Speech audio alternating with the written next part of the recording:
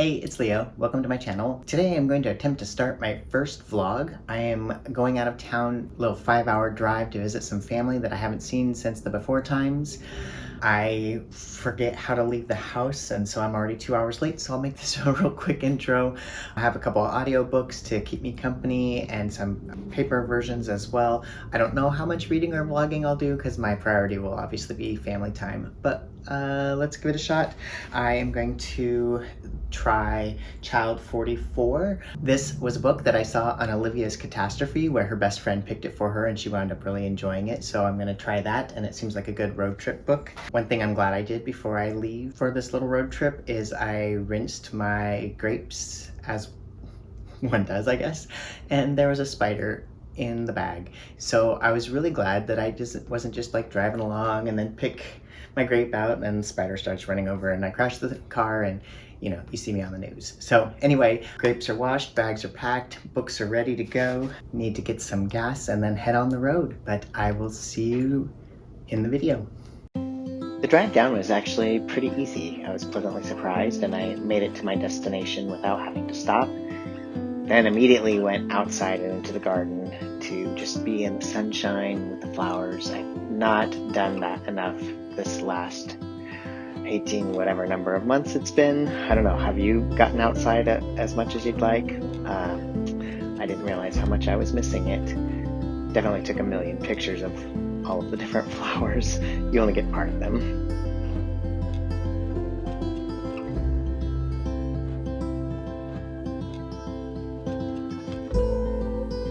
I also want to take a moment to say thank you to everyone who subscribed to my channel, and I'm so in awe that I now have over 100 subscribers, and I'm just grateful to be connecting with all of you. I almost quit doing this once, but I'm glad I've kept going, and I'm so looking forward to continuing the conversation about books and everything else.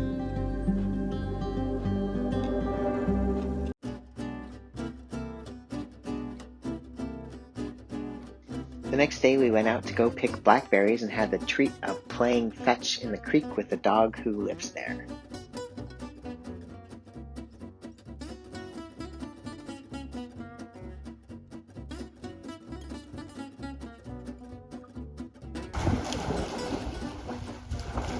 You want to chase one too?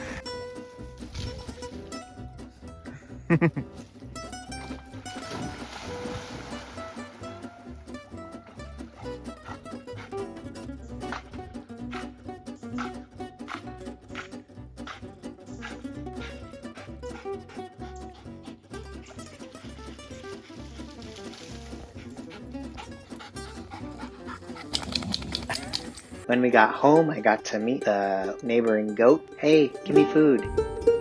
Hello, how are you? The sheep. What do you think of Child 44?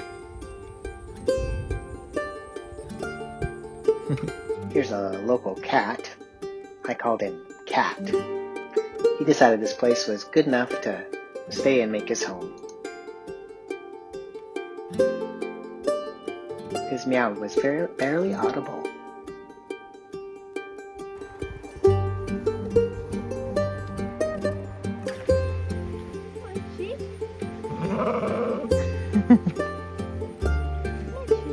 They weren't interested. Child 44 is written by Tom Rob Smith, an Englishman. It was published in 2008. It's a thriller about a man named Leo who is an MGB officer for the Communist Party and does not question the party line. And there's some things that unfold that have him start to doubt his position. So I listened to the audiobook for Child 44 on my drive down here, and I have not picked it up while I've been here. I've been spending time with family. This book definitely started out more grim than I anticipated. There's a animal death that's on page and some other deaths, but I kept going with it, partly because Olivia Catastrophe had really enjoyed it, and partly because I was barreling down the freeway and couldn't switch audiobooks. But it definitely sucked me in and is a really interesting look at Stalinist Russia. One thing that strikes me about it so far is how cheaply some people regard the value of human life, and that is not restricted to Stalinist Russia, which is one of the things I was thinking about as I was driving here and pondering our current pandemic. So that's where I'm at so far. Here we have a homemade tortilla press. That was some pretty tasty dinner we had there.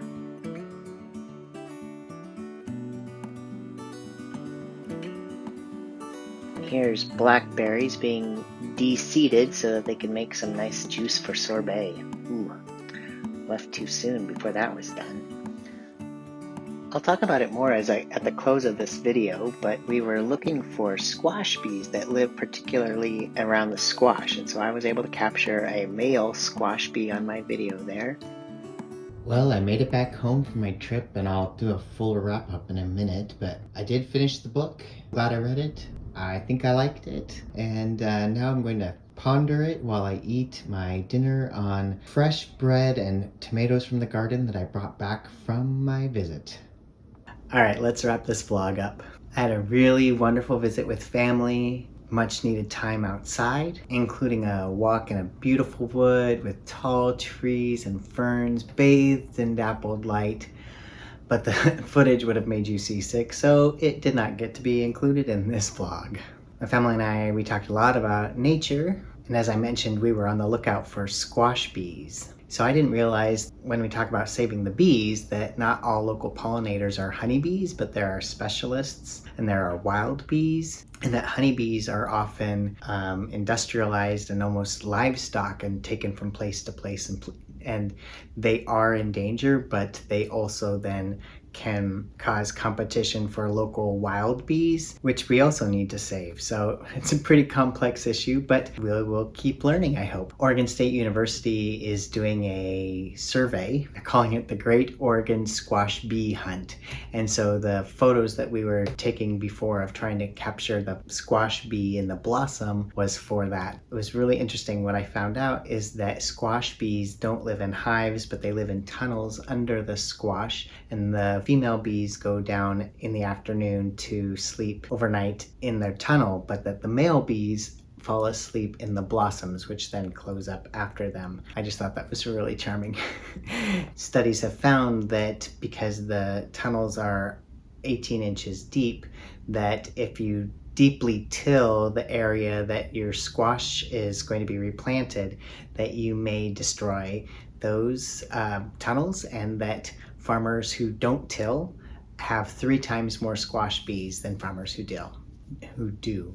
So I found that all just very interesting. In our conversation about bees, I was also able to recommend 2 books that I had seen on another channel, Bookmarks and Breadsticks, and a video on honey and bees. And so I'll link those 2 books down below, but they were Buzz, The Nature and Necessity of Bees, and Honey and Venom. So thank you to Bookmarks and Breadsticks for those recommendations. Each week I lift up a different nonprofit in my video, and I did not lift one up at the beginning of my video because, as I mentioned, I was late and trying to get out the door.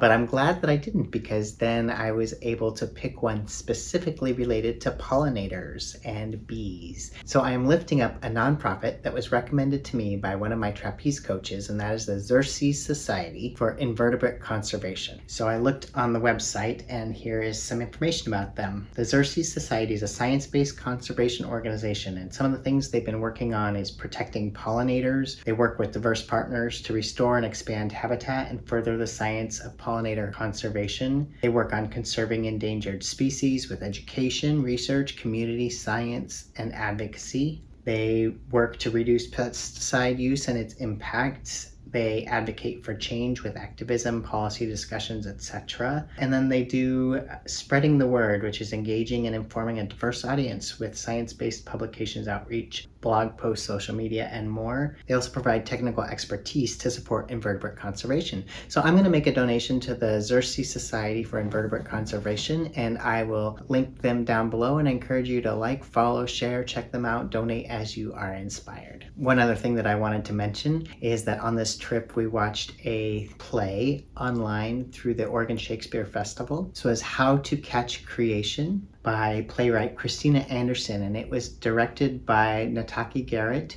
at the Shakespeare Festival, and it was so good. It's no longer available online for streaming through the Oregon Shakespeare Festival, but I just recommend that you check it out if you get a chance to. How to Catch Creation by Christina Anderson. Fabulous play. So let's get to the wrap up of Child 44. I liked it, and I'm going to give it 4 stars. The writing was good. I liked the story arcs of the thematic elements and the character elements. The characters are complex and well developed, and I really liked the wife. The bad guys were definitely villains, but not one-dimensional. The body count was high, and while some violence was on page, I wouldn't call it gory, but we each have our own measuring stick for that. The build up to the climax was good. The suspense and stakes were good, and I was really satisfied by the ending. I would say if you like political intrigue, historical setting, complex characters, hunting for murderers, and good writing, then this book may be for you. Do check out the content warnings first. I am a softie, so as the body count rose, some of them made me sad because we got to know some of the characters that died. I guess that's par for the course. As these characters that we met and liked got killed, it definitely raised the stakes and made them very real in this book. I definitely have to work on not getting too sad and killing off characters, or I'm never gonna finish my own murder mystery. So thank you to Olivia Savannah at Olivia's Catastrophe for reading and talking about this book that actually her best friend recommended. I'll link the video where she talks about this down below. She does a great vlog. Also, you should just check out her channel because she's awesome. Thank you for watching. Please feel free to like, subscribe, and all of the things. Let me know in the comments below if you've read Child 44 or if you have another historical mystery that you would like to recommend. Thanks again, and until next time, happy reading.